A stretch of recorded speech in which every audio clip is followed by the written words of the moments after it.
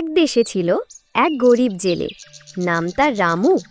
রামুর ছিল এক বুড়ি মা আর ছোট বোন ফুলি। রামু রোজ সকালে নদীতে মাছ ধরতে যেত, আর সেই মাছ বিক্রি করে যা পেত তাই দিয়ে সংসার চলত। একদিন রামু অনেক দূরের জঙ্গলে মাছ ধরতে গিয়ে হারিয়ে গেল। হঠাৎ সে দেখতে পেল এক বড় সুন্দর পুকুর। পুকুরের ধারে সোনালি মাছ খেলছে। রামু জাল ফেলতেই একটি মাত্র সোনালি মাছ উঠল জালে।